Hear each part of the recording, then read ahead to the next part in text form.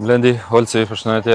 Jemi në Bogë sot për realizimin e një nga angazhimeve të marra nga operatori i sistemit shpërndarjes për bërjen e disa investimeve mjaft të rëndësishme në pjesën e Alpeve të Shqipërisë, që në fakt duhet me thënë që kanë vuajtur pak nga siguria e furnizimit dhe nga cilësia jo fort e mirë e furnizimit, për shkak edhe të strukturës gjeografike. Këtu është një nga në stacionet që parashikon ky projekt që ne po shikojmë sot Blendi, që është i Bogës. Dhe shikoj që punimet kanë ecur mirë dhe më thoje që jemi edhe në ditën e instalimit të shtyllës fundit. Këtu jemi në stacionin e Bogës. Është një ndër dy në stacionet që do kemi në këtë zonë me projektin që jemi duke zhvilluar në bashkëpunim me Fondin e Shqiptar Zhvillimit, pasi duhet të themi që ky është një projekt i jonë i përbashkët. Është një linjë 35 kV që del nga në stacioni Koplikut në drejtim të Bogës, gati 28 km e gjatë. Është një projekt që ka në zhvillimin e vet 90 shtylla, në të cilat 89 janë montuar. Jemi duke përfunduar dhe shtyllën e fundit. Pra kontraktori këtu jemi te shtylla e fundit, ndërkohë ka përfunduar dhe përcjellës, shtrira e përcjellësit dhe JPGV-s. Dhe janë duke u bërë sistemimet e fundit për sa i përket linjës. Ndërkohë kanë filluar prej kohësh punimet dhe për godinën e në stacionit.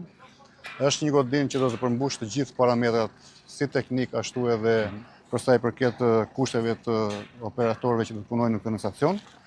Është një godinë që neve me gjithë linjën presim që brenda muajit shtator, nga fillimi i tetorit të përfundojë. Të këtij viti, të vitit 2026. Të vitit 2026. Shumë mirë. Duke dhënë në fakt një zgjidhje disa zonave prioritare turistike edhe të Alpeve të Shqipërisë. Bogë, Razëm, Reç dhe njësia Dede që përfshin të Razën, apo jo? Po, ashtu siç e përmendëm parë, neve kemi dy në stacione. Pika e parë e transformimit do jetë në Dedaj, është diku në kilometrin e 15 të kësaj linje, dhe pika e dytë është në Bogë. Në stacionin Dedaj do të shërbej për të furnizuar zonën e Razmës, ku për hir të vërtetës, ashtu siç edhe ju e përmendët, kjo është një ndër zonat që ka vuajtur për furnizimin me energji elektrike, jo vetëm për numrin e ndërprerjeve, por edhe për cilësinë e shërbimit të energjisë, pasi nivelet e tensionit këtu janë shumë problem. Dhe sot që ne flasim, kjo zonë e gjitha, duke filluar nga Kopliku, në Reç, në Razëm, në Bogë dhe deri në Qaftore, furnizohet nga një feeder 120 km i gjatë. Pra, imagjinojmë vetë që është një feeder nga më të gjatët që ka sot rrjeti shpërndarjes dhe pa investuar ndër vite. Po, që për t'ia theksuar që shpeshherë dhanë që një defekt që mund të ndodhë në një kabinë caktuar, të qënë ndërprerjen e gjithë linjës dhe punojësit e operatorit të sistemit shpërndarjes duhet të shkojnë tek për tek në secilën kabinë për të parë se ku është defekti apo linja ku është defekti. Po, që impakton direkt në kohën e rikthimit të energjisë, që ka qenë shumë problem, pasi kjo dhe në stinën e dimrit është një ndër zonat që është dhe më vështira për të aksesuar. Ndërkohë, sot, mbas përfundimit të punimeve në këtë stacion, që unë besoj dhe në atë çfarë kemi diskutuar me operatorin që ka marrë përsipër të kryer punimet, jemi brenda afateve të zbatimit. Do të kemi dy në stacione. Në stacioni Bogës, që do të furnizojë zonën e Bogës, që jemi këtu, dhe do të ketë dhe një feeder tjetër që do të dalë në drejtim të në stacionit të Dedajt.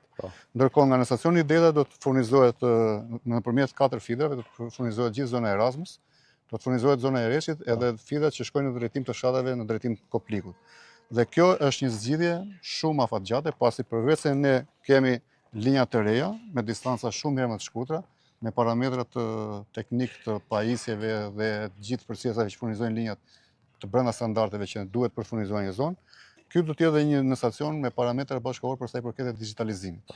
Pasi ky do të jetë totalisht i automatizuar dhe do të kemi një në stacion që do t'i shërbejë kësaj zone për vite të tëra. Jo vetëm sot, por edhe në perspektivë. Se ti më the që ne këtu, pavarësisht se jemi në nivel tensioni 35 kV, kemi hapësirën për të kaluar në nivel tensioni më lart në mënyrë që të përballojmë ngarkesën nëse kjo zonë do vazhdojë me zhvillimin si duhet. Po, linja sot është operon me nivel 35 kV, por ndërkohë siç e përmenda në fillim, shtyllat dhe përcjellësat janë të llogaritur për nivel tensioni 110 kV. Sot të dy në stacione do të kenë një fuqi të instaluar diku te 12 mega. Ndërkohë që imagjinojmë që gjithë zona furnizohet vetëm me një feeder që nuk i kalon 3-4 mega të kapacitete absorbuese. Pra do të ketë një ndryshim rrënjësor. Kjo është në valën e gjithë investimeve që bën operatori i sistemit shpërndarjes, pasi zonat e Alpeve ose paketa e Alpeve është një nga 3 investimet që ne po bëjmë në zonën e Alpeve. Pra është ky investimi, fatmirësisht në shtator, sapo ne ta kemi operacional në stacionin e Bogës këtu, ne kemi hapësirën për të vazhduar me ndërlidhjen Bogë-Theth, që është një nga po ashtu premtimet le të themi, e dhëna nga operatori i sistemit shpërndarjes, por edhe nga ato investime shumë të prishme nga banorët e Thethit, që edhe ato kanë vuajtur dhe vuajnë nga cilësia e furnizimit me energji elektrike. Sot ne themi që kemi mbaruar atë çfarë patëm premtuar kohë më parë në lidhje me paketën tonë të investimeve në zonat turistike, që përfshin zonat bregdetare, por edhe ato malore, kur zona që ne jemi sot dhe gjendemi këtu është një ndër zonat më problematike që kemi pasur. Dhe në përfundim të 30 km linjëve gati që kemi sot nga në stacioni Koplikut në stacionin e Bogës, ne nisim me një herë punën për furnizimin e zonës Thethit, që është një ndër zonat që ne kemi edhe detyrimin më të madh për të furnizuar me energji. Është 22 km linjë, do kaloj Qafthoren, ku kemi marrë masat që Qafthoren të kemi edhe një linjë të integruar ndërmjet linjave ajrore dhe kablore, pasi aty ka rrezik të madh ortekësh dhe në momentet caktuara mund na shkaktojë rënë linjës. Dhe ndërkohë do të shkojmë në Theth dhe në Theth do të ndërtojmë edhe aty një stacion tjetër, një pikë transformimi me 7.5 mega, që do të shërbejë jo vetëm zonës të Thethit, por do të jetë një pikë nisje për të ndarë në mes dhe linjën që vjen nga Postriba në drejtim të Shalës, Dukagjinit dhe Ndërlys, që edhe ai është një fjetër diku te 100 ca kilometra. Pra, kjo është një ndër zonat që do të investohet më shumë dhe një ndër zonat që nuk do të kenë më asnjë problemi në përfundim të këtyre investimeve.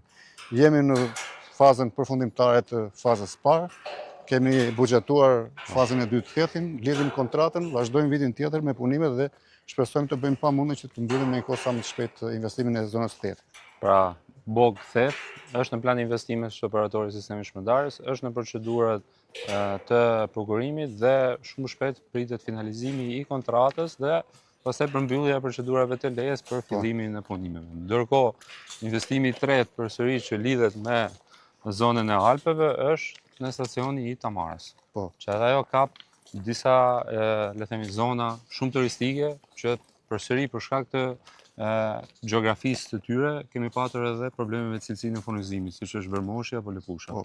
E gjithë kjo zonë ka pasur nevoja thelbësore dhe themelore për të investuar në rrjetin e shpërndarjes. Të gjitha kanë qenë zonat furnizuare me fita shumë të gjatë, duke filluar për përsërisë edhe një herë Razmën, Bogën, Thethin, Lëpushën, Vermoshin, Tamarën. Ndërkohë që kjo zona nga Kopliku deri në Theth merr zgjidhje me këtë investim që ne jemi sot këtu, ne gjithashtu bëjmë të ditur se kemi lidhur dhe kontratën për linjën që del nga Kopliku në drejtim të Vukpallajt dhe nga Vukpallaj ne bëjmë dhe një degëzim, shkojmë në Hanën e Hotit për të përmirësuar dhe furnizimin me energji elektrike dhe të zonës Hanit të Hotit. Ndërkohë determinojmë pastaj në pikën fundore në Tamar në një linjë dhe aty po 35 kV për momentin, po me izolacion 110 kV dhe ndërkohë nga pika nga në stacioni Tamar, si ne kemi po të buxhetuar të lidhur kontratën, do të shpërndajmë me filtra ndërtim të Lëpushës dhe Vermoshit.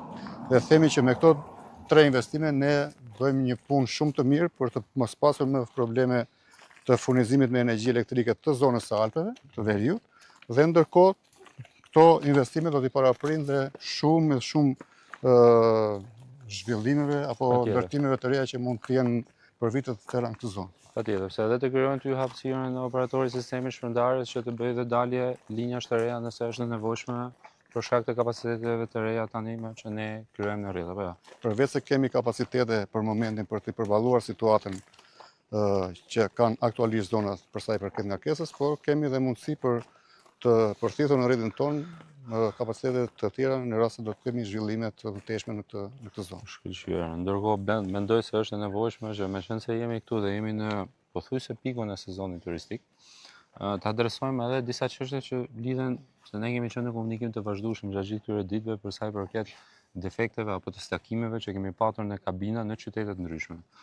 Dhe kjo që vjen kjo për shkak jo vetëm të ngarkesës, që në fakt është ndër më të lartat, pavarësisht se kemi shkuar akoma në pikun e sezonit, pra jemi pothuajse në pikun e ngarkesës së vitit të shkuar, ndërkohë që pikun e ngarkesave ne presim përgjithsisht nga muaji gusht, por ndërkohë temperaturat e larta dhe vetëm ditën e djeshme po më thoje që në kabinat caktuara ne kemi patur edhe temperatura që shkojnë 80 gradë për shkak edhe të insulimit të tyre, që bën deri diku edhe të vështirë punën e operatorit sistemit shpërndarjes me defekte të ndryshme që kanë ndodhur në ato kabina. Është e vërtet që gjatë tyre ditëve, po jo vetëm gjatë tyre ditëve, po në kronologjinë, kjo verë duket se ka nisur më shpejt se vitet e tjera, po edhe gjatë qershorit, muajit qershor, ne jemi përballur me temperaturat larta dhe me ngarkesë shumë të madhe në rrjet, ku konsumin e energjisë ne patëm rekord në fund qershorit diku tek 25 milion. Këto ditë e fundit kemi kapur dhe 26 milion. Që të mos harrojmë që neve vjet, gjatë verës, sinës verës, kemi pasur pikun 26,6 milion kWh në ditë, në diku nga mezi i gushtit. Pra, këto vit ne jemi përballur me temperaturat të larta gjatë gjithë këtyre ditëve të fundit të muajit qershor, po edhe ditëve të muajit korrik. Ndërkohë, në çfarë raportohet nga punonjësit e terrenit, nga ekipet e terrenit, në shumë rajone temperatura në kabinat e transformimit ka kapur vlera të pa regjistruara ndonjëherë, që shkojnë deri në 80 gradë.